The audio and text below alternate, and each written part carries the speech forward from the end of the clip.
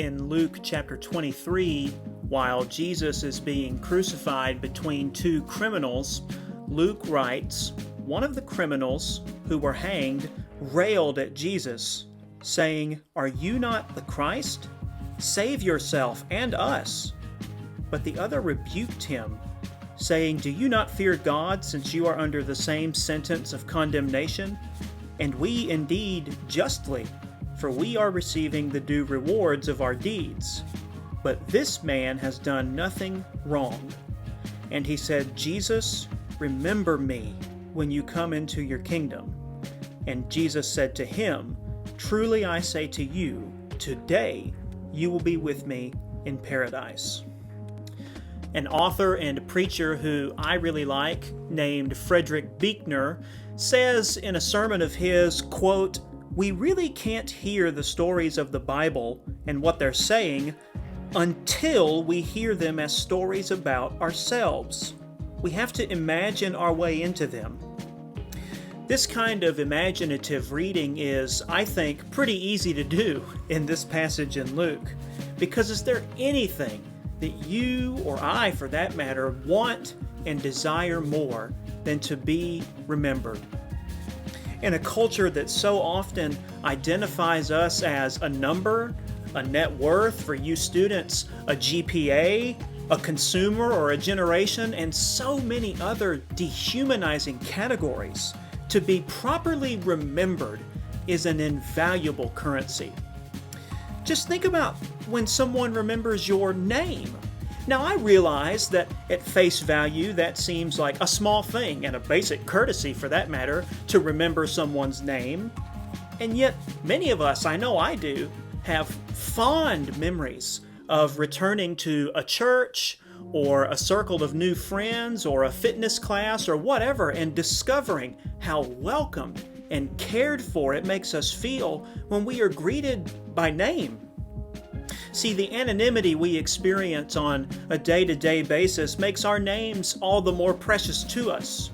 And what a delight it is to learn when our names are precious to others, too.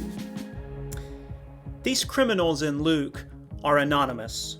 In the scripture that so often identifies people by their names and then links them to their broader family trees and tribes, these criminals are just that, criminals.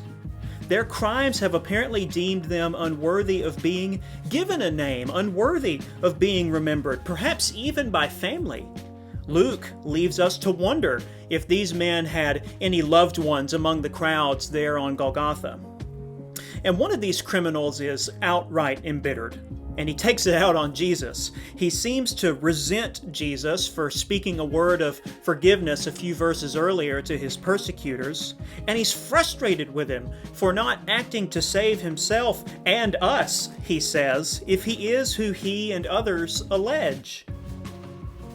But the other criminal is not interested in projecting his bitterness onto Jesus.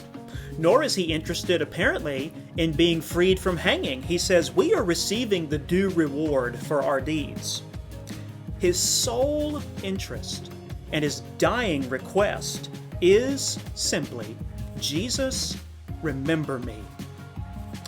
Buechner continues in this same sermon I'm quoting from, saying that this criminal's request, quote, "is at the heart of every prayer we've ever prayed, I think, or ever will pray."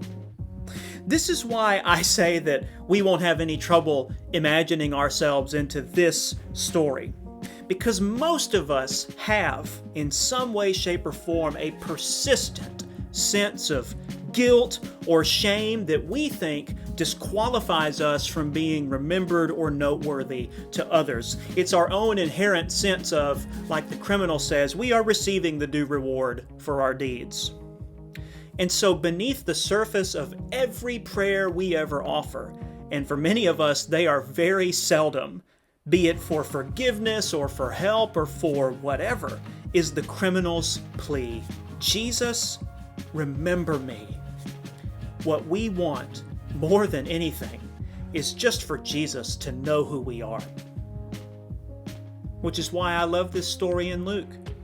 Because by reading ourselves into this story, we not only voice the criminal's prayer, but we receive Jesus' reply to the criminal as his reply to us. Truly I say to you, which means you can take this to the bank, today you will be with me in paradise. See, no level of earthly anonymity can transcend the divine memory. Be it a criminal in the 1st century AD or you and I today, Jesus' answer to our pleas to be remembered is a definitive yes. And to receive that answer as our own, is to begin an eternity-long process of discovering that you and I are more remembered, we are more known than we could possibly imagine.